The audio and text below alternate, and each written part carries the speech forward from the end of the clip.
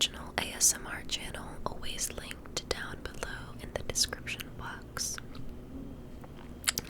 But other than that, let's just get started.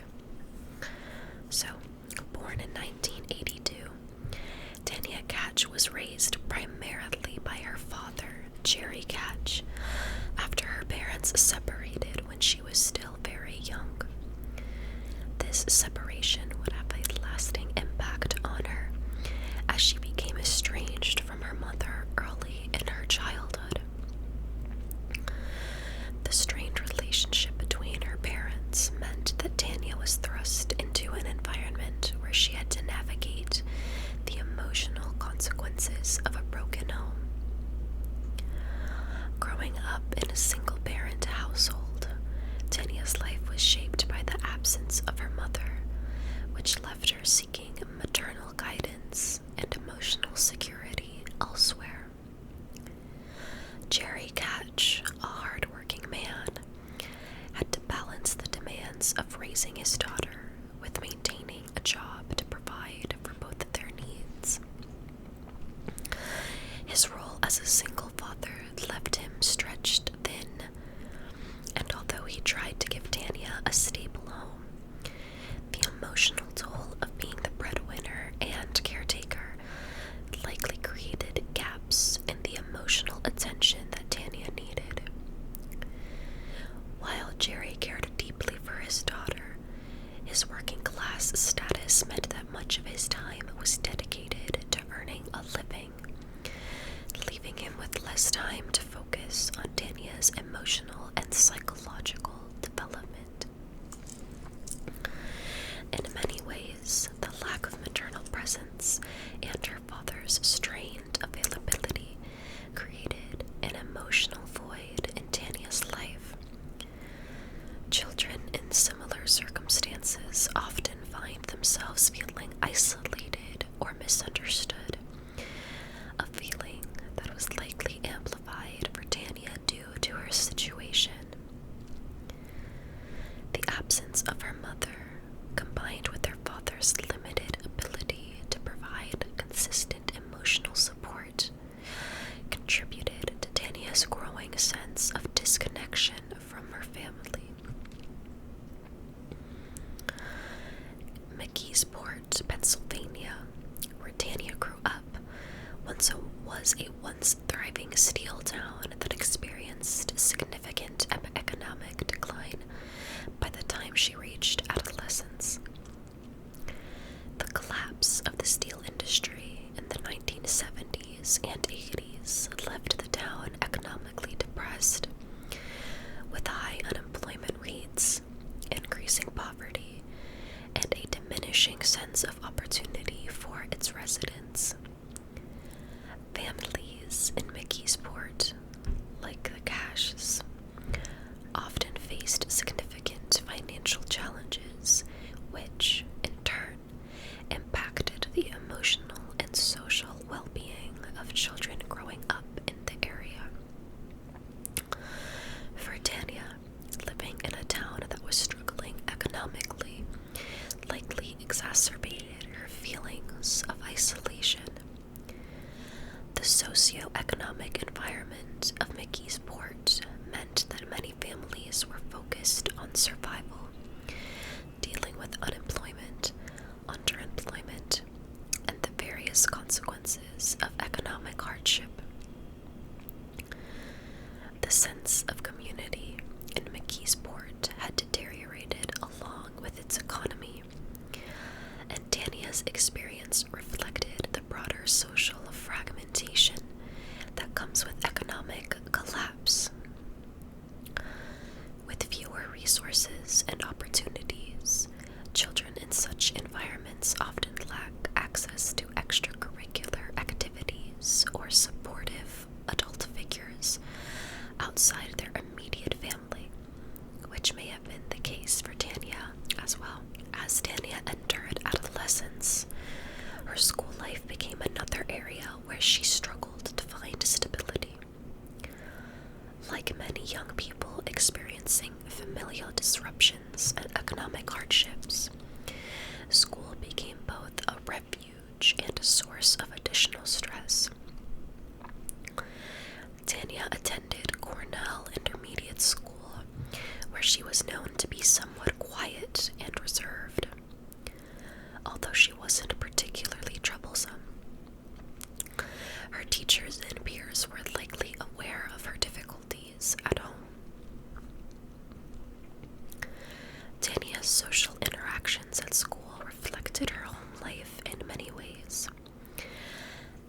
adolescence is a time when many young people are trying to figure out who they are, often turning to their peers for support. For Tanya, this may have been especially difficult due to her lack of a strong family support system. In the absence of strong family ties, Tanya began seeking emotional connections elsewhere, a common reaction for children who feel disconnected from their family. This vulnerability of hers was compounded by the lack of consistent supervision in her life. While her father was working hard to provide for the family, Tanya was left to navigate many of her emotional challenges on her own. Additionally, Tanya's experience reflects a broader pattern seen in children from broken or unstable homes. When children feel neglected or emotionally abandoned, they often develop a strong desire to find someone who will give them the attention and validation that they are missing. This emotional void can lead them to form attachments to individuals who may not have their best interest at heart, but who offer them the attention and the care that they desperately seek. On the day of Tanya Kach's kidnapping, her life took a harrowing turn that no one could have predicted. Her abductor was Thomas Hose, a security guard at Cornell Intermediate School in McKeesport. The events leading up to her abduction, as well as Hose's background, help to explain how Tanya fell under his influence and how he managed to manipulate her into leaving with him. Thomas Hose was born and raised in McKeesport, a once thriving town, like I said. Like many men of his generation from the area, Hose likely saw limited job opportunities as the local economy continued to struggle after the collapse of the steel industry. He found work as a janitor and later a security guard at Cornell Intermediate School. His job placed him in a position of authority over the children at the school, which he ultimately abused. Hose was in his late 30s at the time of Tanya's abduction. He lived with his parents, which suggested a degree of social stagnation. He had never married and had no significant relationships that indicated any close social ties. While this, in and of itself, is not a red flag, it hinted at a life that may have lacked meaningful adult relationships. Individuals like Hose, who seem to have difficulty forming healthy connections with people their own age, can sometimes gravitate toward relationships where they hold power and control, such as those with younger, more vulnerable people. In his role as a security guard, Hose was seen as a responsible adult by the school's staff, parents, and students. He used this position of trust to his advantage. Students like Tanya, who may have seen him as a figure of authority and safety, were especially vulnerable to his manipulation. Over time, Hose began to groom Tanya, slowly building a relationship that allowed him to gain her trust. Hose began grooming Tanya long before the actual day of her kidnapping. Grooming is a process used by predators to establish an emotional connection with their victims, making them more compliant with the predator's desires. Hose's grooming of Tanya was subtle at first. He offered her attention, affection, and, most importantly, validation that she was not receiving at home. As a security Hose also had easy access to students, and he was often seen interacting with them. With Tanya, these interactions became more personal over time. Hose recognized the vulnerabilities in her life, her estrangement from her mother, the emotional distance from her father, and her isolation at school. He positioned himself as someone who could provide the attention she desperately craved. Hose began giving Tanya attention, listening to her problems, and acting as a sympathetic figure in her life. For a young girl who felt neglected and isolated, Hose's attention likely felt comforting, even special. He offered her emotional support, which she had been missing at home. Over time, Tanya became more reliant on Hose as a source of validation and affection. By the time the day of her kidnapping arrived, Hose had gained considerable influence over her thoughts and emotions. On the day of her abduction, Tanya Kach was just 14 years old. By this point, Hose had been grooming her for months, building a relationship of trust and emotional dependency. In the days leading up to her disappearance, Tanya's relationship with Hose had intensified. She had confided in him about her struggles at home and school, and he had positioned himself as her protector, as someone who could take her away from her problems. Tanya's emotional state on the day of her abduction was likely one of confusion and desperation. Hose had cultivated a sense of dependency, making her believe that he was the only one who truly cared for her. For a 14-year-old girl who felt abandoned by her family, this emotional manipulation made Hose's offer to escape her life more appealing. On February 10th, 1996, Hose lured Tanya away from her normal routine. She was supposed to go to school as usual, but instead, Hose convinced her to leave with him. He likely used the same emotional manipulation he had employed throughout the grooming process, convincing her that running away with him was a solution to her problems. While the specific details of their conversation on the day of her abduction aren't widely known, it is clear that Tanya was not abducted through physical force or violence. Instead, Hose used his manipulation and psychological control of her to convince her to leave willingly. This kind of coercion is a hallmark of predators who groom their victims over time, making the child feel as though they are making a choice when, in reality, they are being controlled.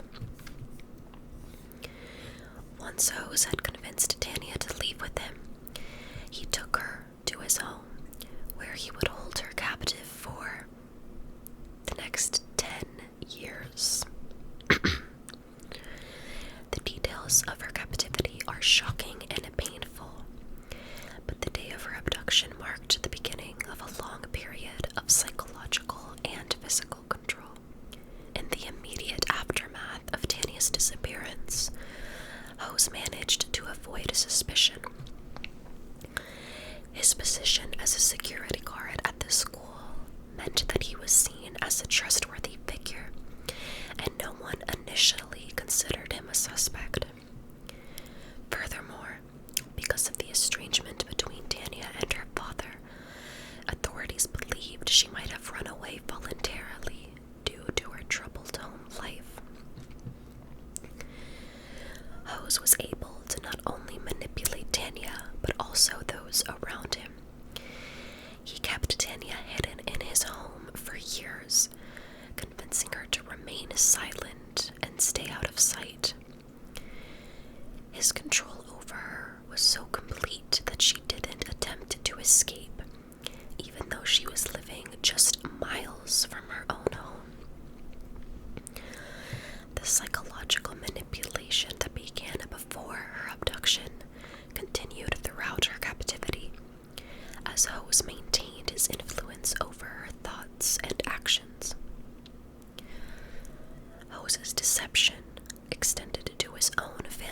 as well.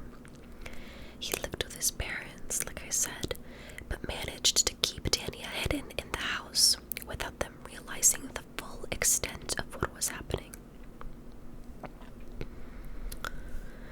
When Tanya first disappeared on February 10th, 1996, Hose took her to his home, as I said. As I also said, the home was located just miles from Tanya's residence, yet for nearly a decade she remained hidden inside. Hose kept Tanya confined primarily to the second floor of the house, where she spent most of her days in a small bedroom. Initially, Tanya was confined to the room under the guise of secrecy. Hose told her that if anyone discovered she was there, she would be taken away or arrested, and her situation would become even worse. He convinced Tanya that she had no other option but to remain with him, and that any attempt to escape would lead her to being punished or hurt. This fear of the outside world, combined with her emotional dependency on Hose, kept her compliant in the early years of her captivity. For the first 4 years of her imprisonment, Tanya was not allowed to leave the house at all.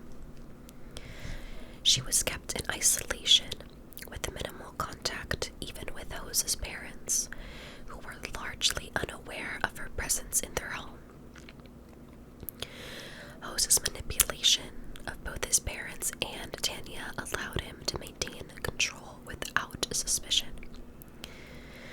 When Hose's parents would inquire about strange noises or about who was living in the house, Hose provided them with false explanations, claiming that Tanya was a girl who needed help and had no place to go.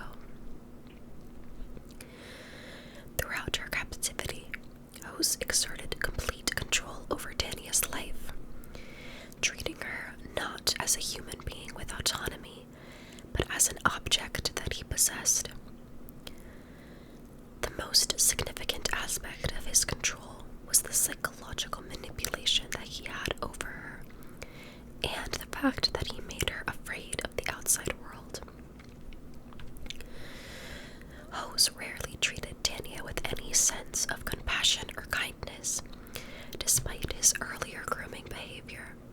His attitude towards her changed once he had complete control over her, and his treatment of her became increasingly abusive.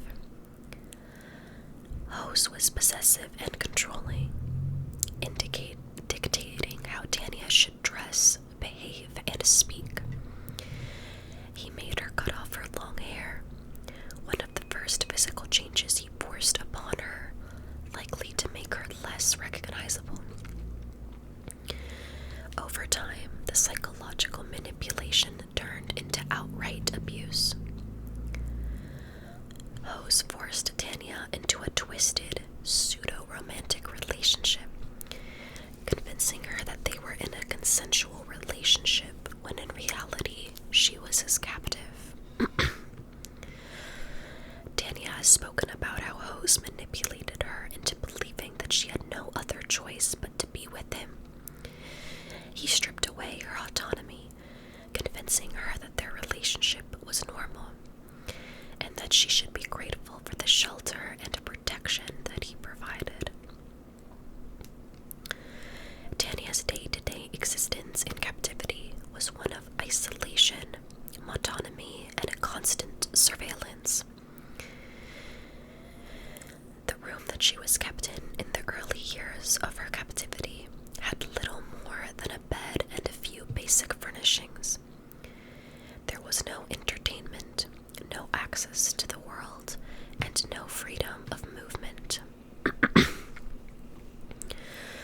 Hose would bring her food and allow her to use the bathroom under strict supervision. For hours on end, Tanya had nothing to do but sit alone in the room, waiting for Hose to return. At night, Hose would return to her room, where he would continue to abuse her emotionally and physically.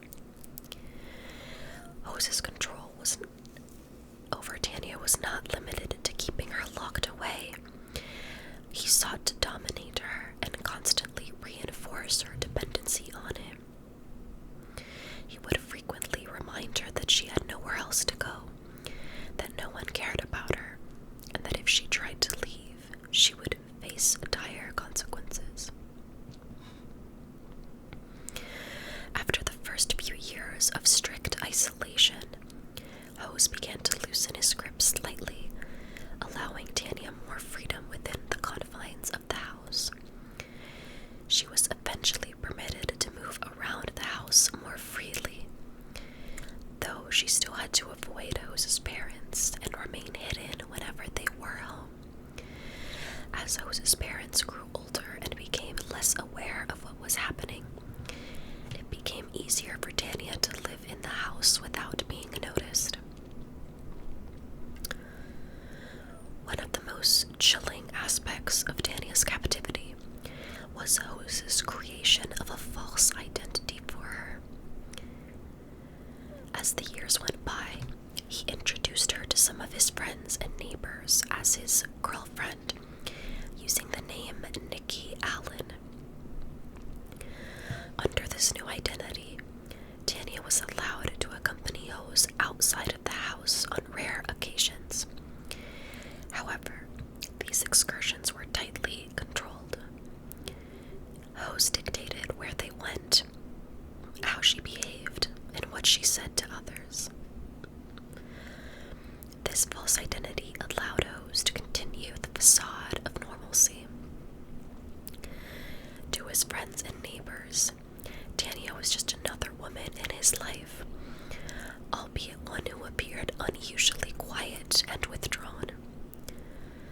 No one questioned the oddness of the relationship, and Hose's control over Tanya remained unchallenged.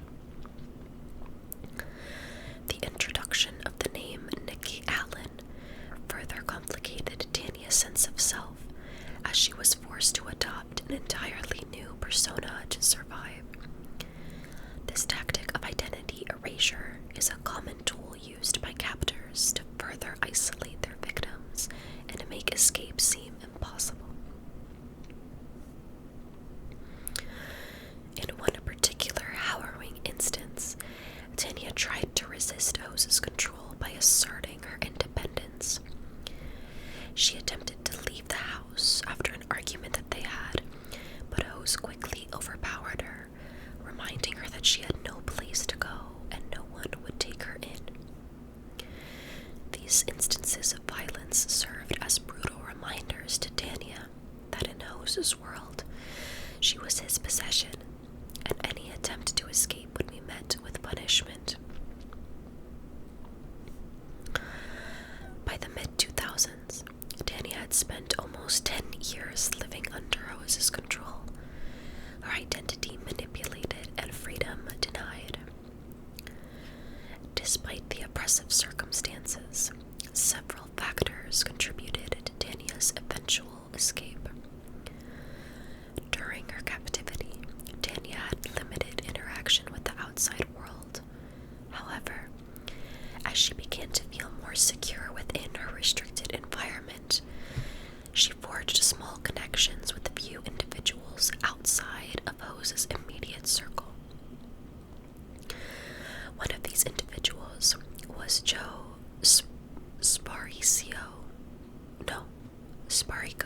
Sparico, something like that, the owner of a local convenience store, whom Tanya would occasionally visit while out with Hose. Joe had noticed the subtle signs of Tanya's distress, including her withdrawn demeanor and the unnatural dynamic she had with Hose. As the time passed,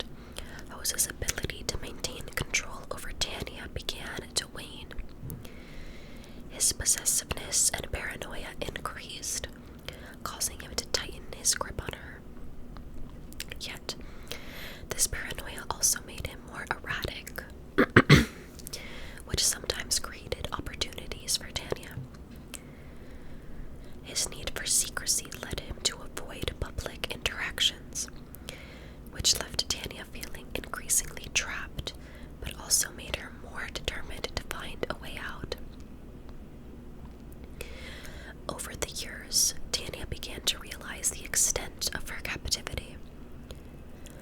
The isolation and manipulation that had once clouded her judgment started to fade, allowing her to recognize that she was a victim. This awakening was crucial, as it marked the shift from passive acceptance of her circumstances to an active desire to escape. The actual escape occurred in March of 2006, culminating in a series of events that Tanya initiated. After a particularly tense period with Hose, during which she had become more controlling and abusive, Tanya felt she could no longer endure the emotional and psychological strain of living in fear. She had been thinking about her options and was increasingly aware that staying silent would only prolong her suffering. During a visit to the convenience store, Tanya decided to confide in Joe. In an emotionally charged moment, she revealed her true identity to him, explaining that she had been held captive by Hose for nearly 10 years. She shared her fears, the reality of her situation, and the fact that she was terrified of what Hose would do if he found out she had spoken to someone about her captivity. After Tanya confided in him, Joe acted quickly. He contacted the local police and explained Tanya's situation, providing them with information about Hose and urging them to take immediate action. The police responded promptly, understanding the urgency of the situation, given the length of Tanya's captivity and the potential danger that she was in. Once the police were alerted, they launched an operation to rescue Tanya and apprehend Hose. Given the sensitive nature of the situation, law enforcement officials proceeded cautiously to ensure Tanya's safety and avoid alerting Hose. The police formulated a plan to enter Hose's home without raising suspicion, gathering intelligence about his daily routines and movements to act when he was least likely to be home or when he was distracted. On March 11th, 2006, law enforcement officers executed their plan. They approached Hose's home with careful coordination, aiming to catch him off guard. Officers knocked on the door, identifying themselves as police and inquiring about Hose. During the operation, the police quickly discovered Tanya in the house, confirming her identity and ensuring she was unharmed. She was taken into protective custody, where she would receive the necessary support and care after years of trauma and isolation. Officers would also apprehend Hose, who was later charged with multiple counts of kidnapping and SA. After her rescue, Tanya's life underwent a significant transformation. While she faced challenges in adjusting to freedom and dealing with the psychological trauma of her captivity, her escape was a pivotal moment that allowed her to reclaim her life. Tanya struggled to reintegrate into a world that had changed dramatically during her absence. She had to navigate everyday life, including school,